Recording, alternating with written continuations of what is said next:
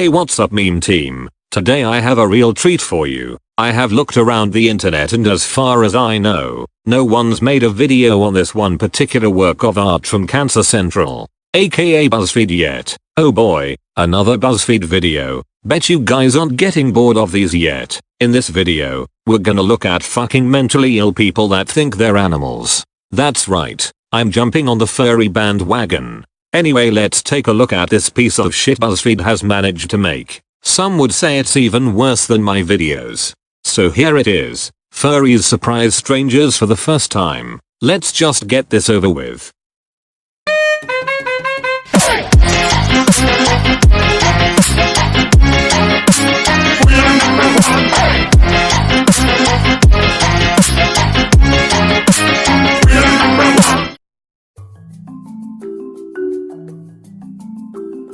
What do you think is about to happen today?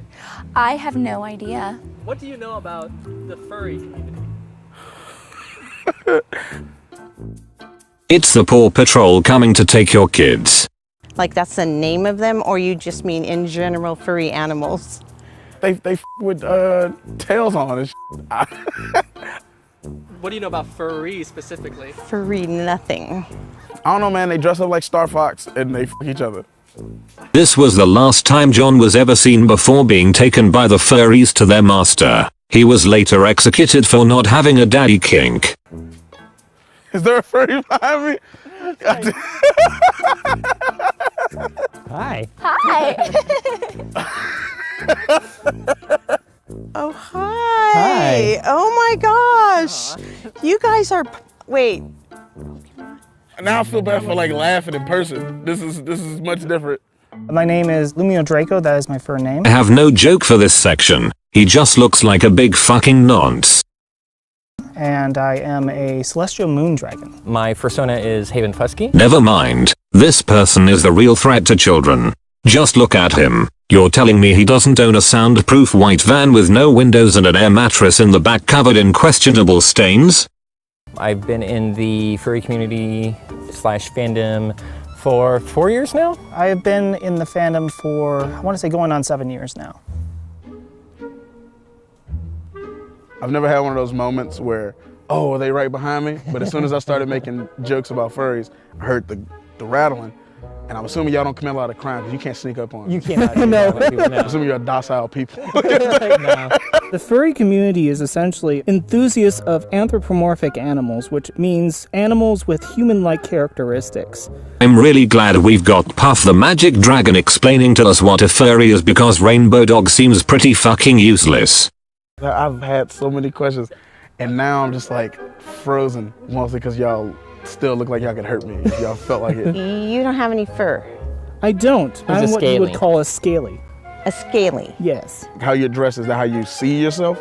Yeah, it's called a fursona. Where do you usually go in character? Whatever there's an opportunity. Yeah, yeah. But commonly, the furry community has their own furry conventions that they go to. Other than conventions, I go out to clubs like this. And then also, we've done charity, I've done parades, we'll go to children's hospitals to kind of brighten up their day. We actually have a group that's devoted to doing it on a weekly basis. And no one is concerned that fully grown men in masks have been left alone with kids on a weekly basis?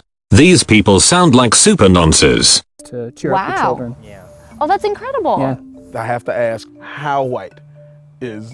How white is furry? Yeah. I don't know the statistics, bluntly, but yeah, bluntly speaking, it's pretty white. There's a group that just started doing POC-focused room parties. Yeah. And I'm like, yes, that's awesome, that's amazing. It's very open across the spectrum of LGBT. Oh yeah. One of the biggest diversities in our fandom is we come from a wide spectrum of sexual orientation, gender identity, and gender expression. I've been out in open gay man for many years. That surprised literally no one. You look like Louis Spence's granddad.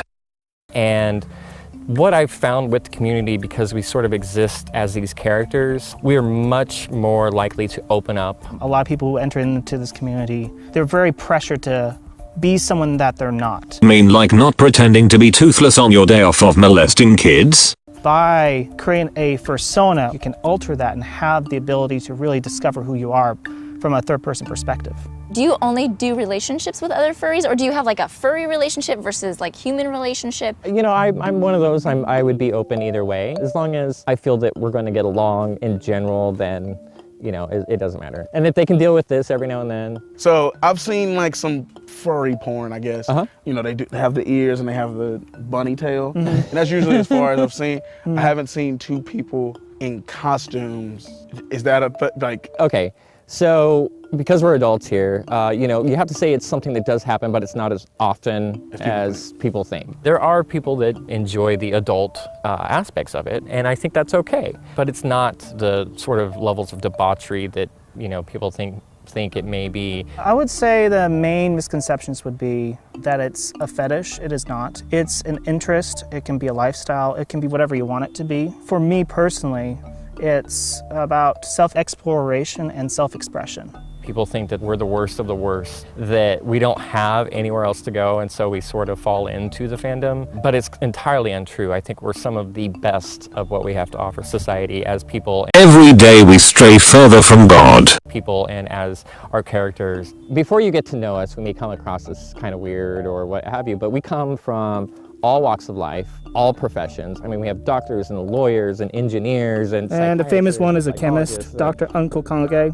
You know, people are like secretly Will Smith's a Scientologist. Are there any people that y'all low-key know is a furry, but like Emma Stone actually a furry, but people don't know? Yep. Oh, like actual Yep, like celebrities. They're like, I don't want you to out her. Yeah. It's like a big deal, but Yeah. there are people you know like low-key. Oh yeah. Dope. Yep. That's so dope. Furries who are in suit is like 15% of the fandom. You look around in your own social circle, you probably have someone who's a furry themselves. I think I'm like halfway on my way to being a furry. Oh, You already look the part. We come from families that can be very abusive to us, so it's nice to have a family that really does care about us and really allows us to be who we want to be.